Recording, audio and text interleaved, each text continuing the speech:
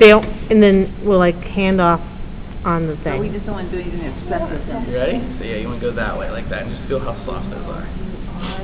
Incredibly soft, right? Yeah. Alright, I'm going to let him go for a minute. Preston's, most of our penguins are, well, Preston and me kind of have an interesting relationship. Our penguins will basically pick who they'll come out for, who they'll hang out with, who they like. I'm lucky enough that Preston is actually one of the penguins that'll volunteer for me. It's him, Stanley, and Sid are the three I work with the most. Our lead penguin trainer, actually, Preston and him, I don't want to say they don't get along, but you know, he's not one of Preston's favorite people. So that's why you got me today instead of Chris. Here, come on over. You touch him right there in the back. Nice and soft, right? Yeah. Incredibly soft. And these feathers, believe it or not, are very, very tiny. I don't particularly like being touched, Well, it's not so much being touched as it is me holding it. So that's why I take a break in between, yeah. I'll be very quick. Go ahead. Were you worried if you weren't holding him? Well, one of the things that they'll do is penguins are very social birds. They will hang out with other animals and things like that. But within their flock, they basically have maybe 2 or 3 other people that they're, or 2 and 3 other birds that they're incredibly touchy-feely with. I'm gonna actually let him get down and walk around while we're talking. So that's a thought. Yeah. So if he comes over to you guys, just hold still. He does like shoes. Just no wiggling fingers. We do hand feed them. Like I said, they're attracted to motion. But yeah, he'll just walk around, and more than likely we'll go into the table or the chairs over here. That's just a lot of fun. But anyway, what was your question? I'm sorry, I got distracted by putting the pen down. What was the question? If you actually look, though, until we remember what it was, on top of his eyes there, you'll see it looks like he has pink eyebrows. Right. What that is, that's actually bare skin where he doesn't have feathers. So there and his feet are the only 2 places. And what they use that for, remember, they're wearing that heavy winter raincoat, for their whole lives. When they're out in the hot sun, in the 90-degree beaches in South Africa, basically they have to have a way to thermoregulate. So what they do to cool off is they'll flush blood up into that eyebrow area there, and it'll help them cool off. You think about running around or working really hard in the hot sun here, your cheeks always flush, they get really, really hot. Same kind of idea, basically. That's how we would kind of do that. And also when they get really hot, they'll lay with their feet sticking straight up behind them to help them cool off as well. And then penguins don't sweat, most birds don't. So they'll actually pant like dogs too. So if you come here in the hot summer, you'll see them, maybe laying down, just panting a little bit, because what that does is it pushes all the hot air out and pull cold air in. It's actually panting, not, believe it or not, breathing heavy at all. In most cases, there's no oxygen exchange at all when you're panting. It's very minimal stuff. That does help them cool off. I'm going to see if I can lure him back over here after you guys get your pictures there. Yeah, as you can see, he is very comfortable around people. All of our penguins were hand-raised in other zoos. Preston, and this might be one of the reasons why Preston likes me, when we got him from New York, up in the Syracuse area, thank you, up in the Syracuse area, I actually got to go be part of the trip that went and got him. So I brought him back. We were in quarantine together. I used to work in our hospital, by the way. We were in quarantine together to do his initial blood work and things like that. And he played a little bit of a trick on me. So I was restraining him for his blood draw, and he did this thing where he basically just, I don't want to say went limp, but he stopped struggling. As soon as he stopped struggling, I of course released my grip a little bit just so he would be more comfortable. And he turned around and he decided that, he actually bit me in the face. Now, think about going to get blood work done. It's not a very, fun experience.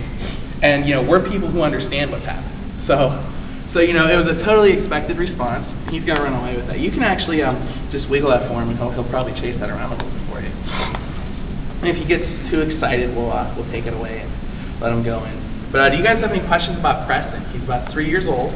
He is a boy penguin. And good thing we named him Preston then, right? Oh, yeah, well, that is actually a good thing, because we actually have a little girl penguin named Patrick. I know. And a little boy penguin named Rainbow But you Princess. can't tell when they're young. You can't tell by looking. We have to do blood or feather DNA sexing, or wait for him to lay an egg. So, but that's Preston, you're not going to lay an egg. I was going to say, you don't want him coming up there together. He's more interested in the piece he already pulled off. But like I said, he is one of our more fun penguins to hang out with.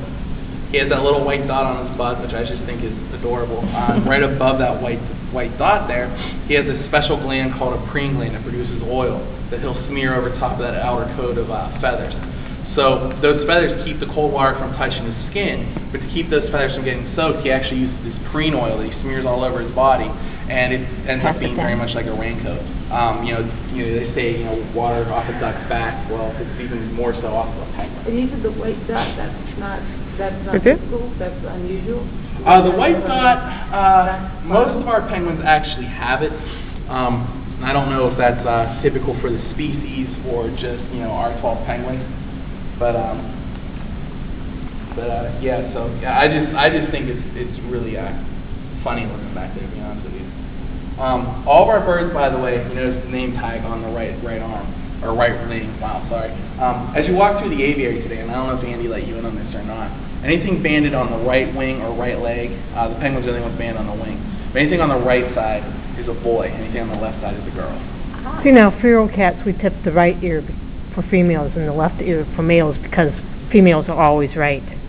Oh, see, that was actually the joke, and depending on who tells you that joke, the men are always like, because men are always right, and the female staff here, which is predominantly what our staff is for the most part, says men always think they're right. So, it works out either way, but so right side, this is most zoos, or most zoos involving birds.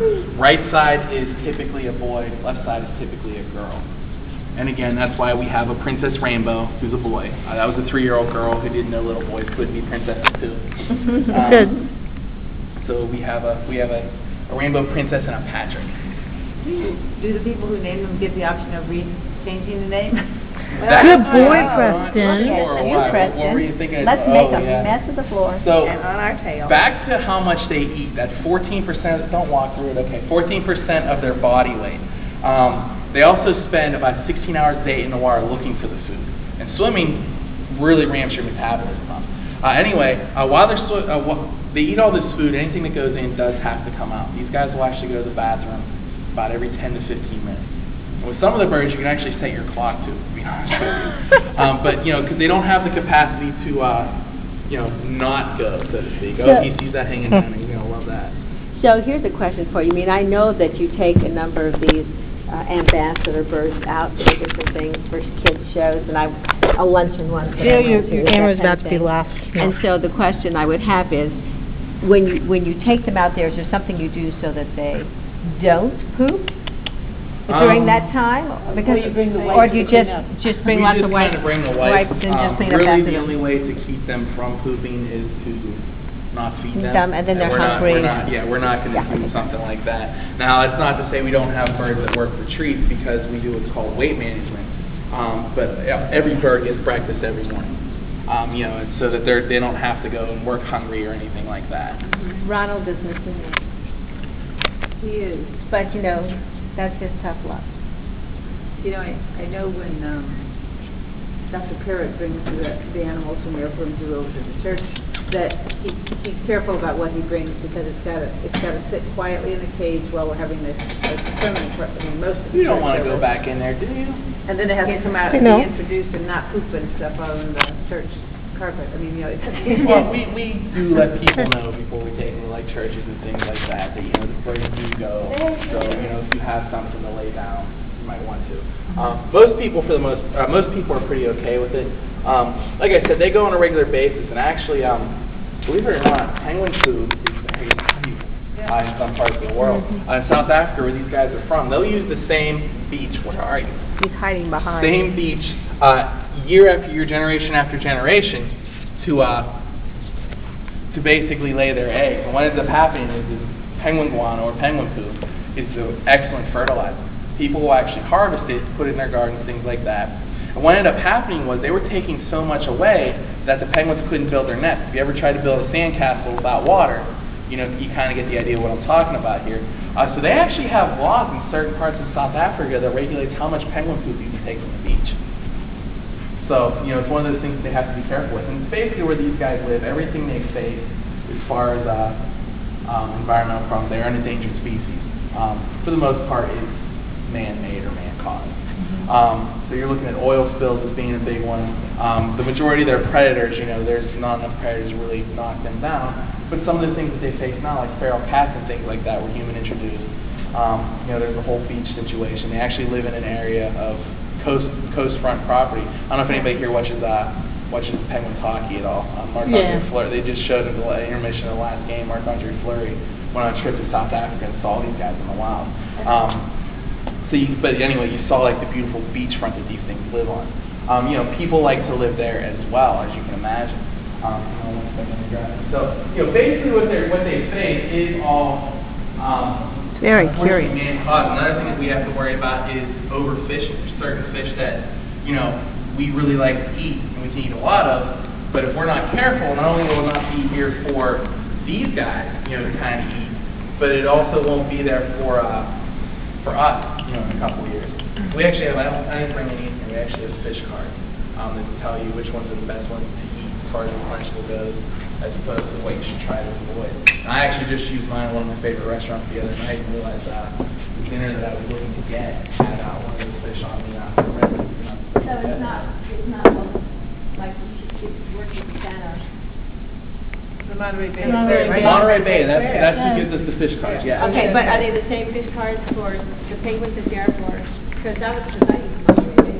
Yeah, it would be. Needs to pick up my iPhone, please. And like I said, it's going to affect us eventually. Did he just get up there on his own? Yes, he Yeah, did. he did. Just like I moved off, most, so he got off. environmental Needs to problems, pick up the eventually it phone. will be our problem as well. So.